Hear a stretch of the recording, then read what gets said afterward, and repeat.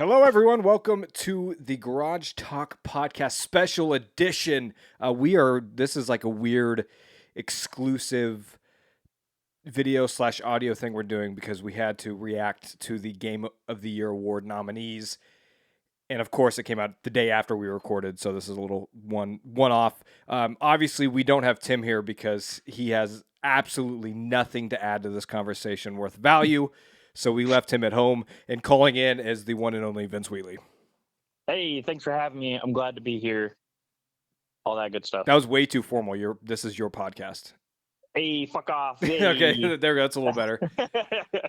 But so the Game of the Award nominees were just announced earlier today, and let's take a look here. We got the nominees are Alan Wake 2, Baldur's Gate 3, Marvel's Spider-Man 2, Resident Evil 4, Super Mario Bros. Wonder, and The Legend of Zelda: Tears of the Kingdom. Should we address the elephant in the room? And which elephant is that? The Starfield elephant. Oh, you think that's a... Yeah, I guess I kind of agree. They've been snubbed. I am so angry. I've been fuming all day, Vince. I haven't told anybody about this. I've just been waiting for you because I'm so mad. Yeah, I always find it interesting that these remakes keep making it into Game of the Year contention. And I get it. It was kind of like a total overhaul for Resident Evil 4, but it just still seems weird. I agree. That was the other kind of big issue I thought is because they did this. What was it, 2 years ago, 3 years ago with the Final Fantasy remake? Yeah, and it's just like that should have been Game of the Year back whenever it came out. yeah. Like Resident Evil 4 should have been nominated for Game of the Year in 2007 or whatever. When did that come out? Yeah, whenever it came out. Yeah, so I feel like that's taken up a spot here. I don't know. I'd agree with that. It is a little strange. Like I said, I kind of get where they're coming from because it was like kind of a ground up kind of remaster.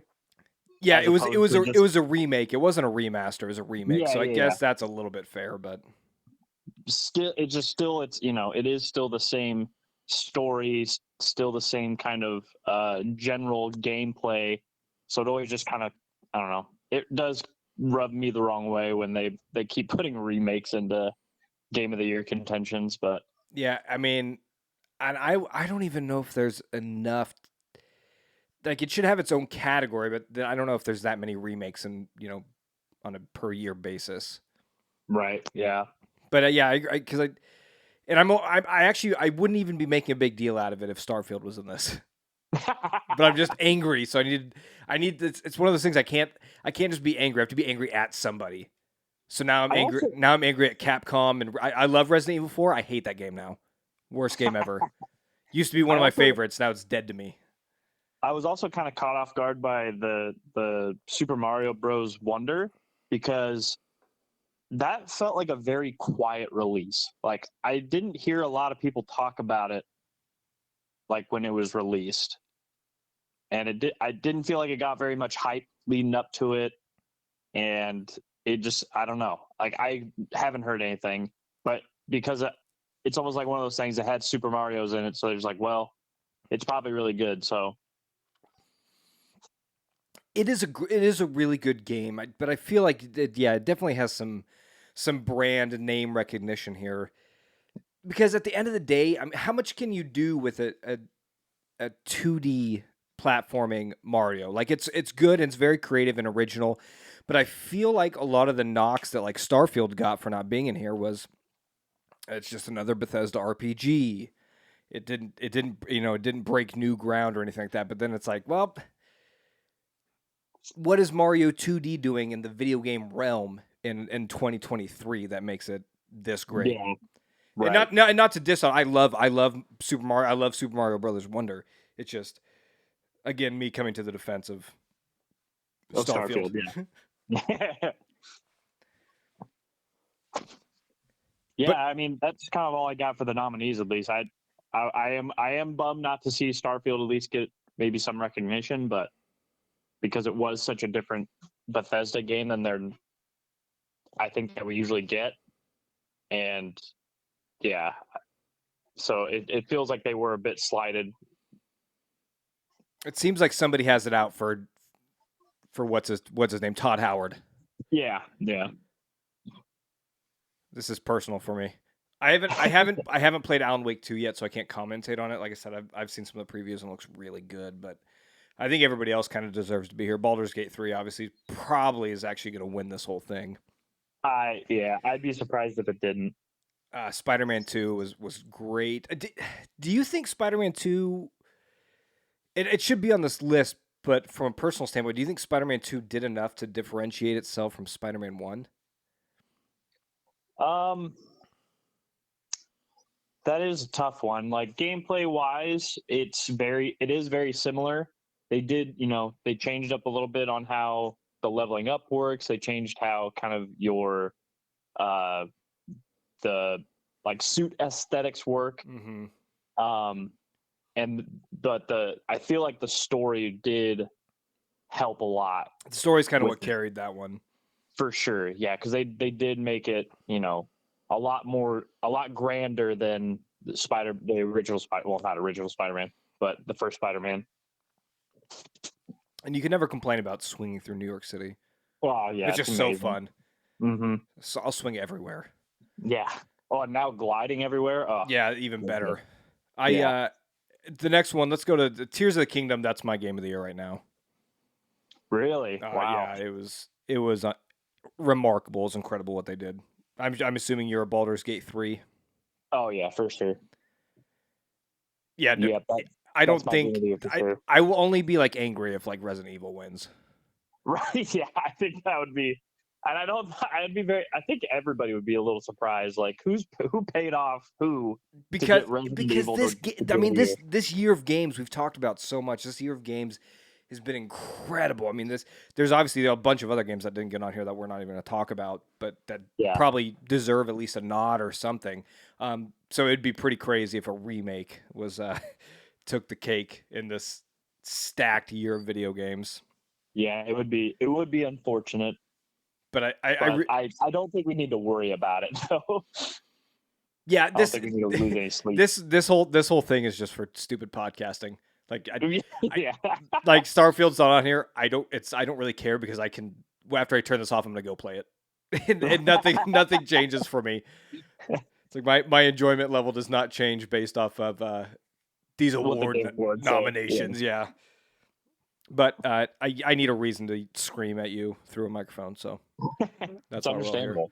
But yeah, I could see, honestly, I wouldn't be upset about any of these winning. They're all just great year of games. So excited. Yeah, this has been an amazing year of games. And, I was just kind of scrolling through some of the other Game of the Year award stuff, and I was just like, oh my gosh, the backlog I have is insane. Yeah, I really want to play Alan Wake 2. It's going to be years. Probably going to be years. Yeah. I'll probably never play Resident Evil 4. I played the OG, and it would take I would have to be in a slump of loneliness. Yeah. Then maybe I'll get to it. Did you look at any of the other nominations? Yeah, I've been looking through a few. I mean, Starfield did get onto Best RPG. Here, hold on. I got the clip here. I'll pull up the picture of the Best RPG. So yeah, Starfield for Best RPG is with Baldur's Gate 3, obviously. Final Fantasy 16, which I haven't played, but I heard is really good. Lies of P and Sea of Stars. Which, yeah, again, Sea of Stars. I hadn't even heard of that game before, so it was just kind of weird. But yeah, for a self-proclaimed RPG lover, I haven't really played any of these. Yeah. We know the RPG that you play, and unfortunately, they didn't make a game this year, so it's coming. Mass Effect is coming. We got a 10-second teaser trailer, so it is on its way. Reports are 2029. I mean, it's going to be here before Elder Scrolls 6, so yeah, that's true. And also, I have 10 rounds of New Game Plus I got to get through on Starfield. So, but again, I feel like, man, Baldur's Gate 3 and what Larian Studios did, I feel like they're going to sweep a lot of these awards. Yeah, they're definitely going to be taking home a few. I bet. I I was even just because like I don't know a lot about the voice actors behind a lot of the characters and stuff. Um, I did love the voice acting in Baldur's Gate 3, Mm-hmm. and so when I saw that one of the guys got nominated for it on there, I was even like, "Ooh, I hope he wins," you know? Yeah, the guy who did, I don't have his name off the top of my head, but one of the guys who did on Final Fantasy 16 was really good too, based off of the clips I've seen. Yeah, and see that's hard. It's always hard for me to believe because I mean I've played Final Fantasy games in the past, back when they were turn-based combat and stuff. Mm-hmm. I kind of fell off once they kind of turned to this like action RPG sort of style. Yeah, and that's the thing too. That's some critique it's getting online of this is that Final Fantasy is almost more of an action action game than it is an RPG. Yeah. But I always remember uh, the voice acting in the Final Fantasy games was just god awful. It was always so cheesy, so just kind of almost like ridiculous that it's hard for me to believe that they've changed it. But maybe they did. 16 games later, man, a lot can happen. A lot can change from then until now. So. And then obviously the other voice actor was the Yuri guy who played Peter Parker. Yep. Your boy who voiced oh shit, I'm forgetting him and I feel really bad about it. The Jedi Fallen Order. Yeah, Cal. Your favorite. Cal Kestis. I don't remember the actor's name. I pulled up right here. Cameron Monaghan. And look, I only hate him because it's not his fault. The artist should have changed his look. That's all I'm saying. But there was a few here. There was a few awards for Cyberpunk Phantom Liberty, which is a DLC. Yeah, which you can maybe put that in the category of, remakes and stuff. Ongoing. They had best ongoing, which like that it deserves to go in that. Yeah. But yeah, unfortunately, it's they put it in several things. I don't mind having because Idris Elba is also in an award for voice acting. I don't think that's out of question for a DLC or a remake to get good voice actors. Yeah, I think that's fair. Recognized, but do you think he cares about this award? Oh no, critically acclaimed actor. Yeah, I doubt he can. I mean, I'm sure he would be ecstatic. He seems like a genuine guy. He would probably be very humbled and honored about it. But but if you if it comes down, it's if he walks out there and accepts his award, is everything in my career and my life leading up to this point has come to this point now, and I've never been more honored or anything than this before in my life. Yeah. Maybe he's a gamer at heart. Who knows? I hope so. But I always love finding out when actors and athletes are gamers. One of us. They're one of us. Yeah, I on voice acting and back to Starfield, Bethesda did a really good job. I feel like it was a lot more diverse than than Skyrim, where they've had the same. Skyrim had 4 actors and actresses total. Skyrim and Oblivion, they've had several recurring actors even from just between those 2 games. I don't think they might have even had some between the Fallout and Elder Scrolls series, I think. Yeah, again, the disrespect from the award show. Not even one of those actors, not Andreja or Sam, couldn't even make it into this. Come on now. This feels like a personal vendetta. Yeah. But it looks like rest of the awards are pretty par for the course. Best narrative, best action game. They're all kind of the similar list of games. You can throw in Final Fantasy here and there. Cyberpunk, Phantom Liberty got awarded for best narrative. Yeah. Again, Diablo just got weird, but multiplayer. It's just like most of it is kind of the same kind of group of games, yeah. which I was And it's kind of surprised honestly for best action game they didn't get that Harry Potter game that came out earlier in the year. yeah, I mean, it Which is at least like because that game at least I mean it was a fun game and it was a good action game, so I figured they at least get a nod, and it probably would honestly in any other year. yeah. And if Diablo again wasn't just such a big name in gaming, it probably could have. And Diablo 4 flopped like out the gate. Like people hated it, and it took Activision Blizzard a minute to kind of get back on people's good side, but they're still trying their hardest to make people hate them. So Yeah, I don't know. through all their turmoil, Yeah, turmoil and microtransactions. They're really trying. they hate the people. I always get excited for, and I think it is kind of funny, but I do get excited for like the award for most anticipated game, Yeah, that's always and fun. it is a lot of fun. And some of these games on here are pretty cool looking.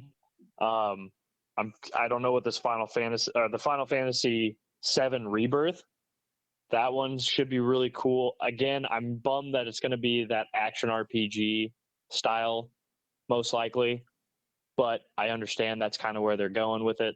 But Final Fantasy VII was really, really cool back in the day.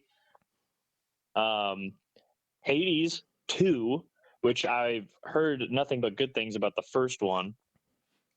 So again, it's just like in my backlog of games to play. For me, I'm just gonna say, based off of the most anticipated game nominees, 2024 is not going to be anything like this year was. It looks I think like it looks like there might be some good games here, but based off what we had this year, we're so spoiled. The next like year yeah. or two, we're just gonna be like, oh, this And sucks. and who knows, like, because I mean, Baldur's Gate 3, like I said, is kind of running away with, I think, a lot of these games because they were so quiet going in. Like there was a teaser trailer, however long before it got released, Mm-hmm. and nothing else was said about it. Everybody's like, "Oh, Baldur's Gate 3. Oh, cool. Okay, Yeah, neat." I don't even think that was on the. I could be wrong, but I don't think that was even on the list last year Yeah, I for don't think most so. So anticipated. you know, these games are ones that are like they're trying to get their name out there and they're trying to hype themselves up Yeah, because these they've games seen success. are this is what we call paid for and brought to you by. Yeah, but with maybe exception for Hades too, I think. But they saw a lot of success with the first one, so I think they're trying to ride that high and keep it going. I am excited for Star Wars Outlaw, just because again we're gonna get some get away from the Jedi a little bit at least, and I love that kind of shit, and I love the kind of criminal underworld take on Star Wars. So I'm very excited about that one. I'm very cautiously excited Yes, for that yeah, one. that is a very good phrase to use on that, because it is Ubisoft and they tend to fuck up a lot. So It's a trend. yeah. I guess. Do you have anything else? Nothing else. Nothing really else caught my eye. So I'm pretty uh, excited. I'm excited just for the actual show. I'm really excited. It sounds like a mini Super Bowl party. I love where they always have game trailers and stuff, and the whole nerdy gaming community gets together and yells online about stuff. So I'm looking forward to December 7th. Should be a lot of fun. yes, me too. I love the discourse, and it fuels my heart. Mm-hmm. Well, I'll continue screaming about Starfield to you for the following Perfect. weeks. I'm spitting angry. Whoopsies. All right, well, that's it then. This was a fun little one-off, and we'll probably continue to talk about this more as we progress throughout the month. Yes, video games. Fuck you, Tim. Glad you're not here. I'm sorry, Tim. I didn't mean it. I did. Enjoy video games for once. Please. He did say he booted back up Skyrim. God, he hasn't finished The Last of Us 2. He got stuck. God. Anyways. All right, man. Thanks. Yeah. Goodbye, Have a good everybody. night. Bye.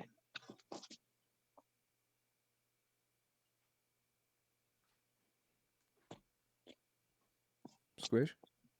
Sweet.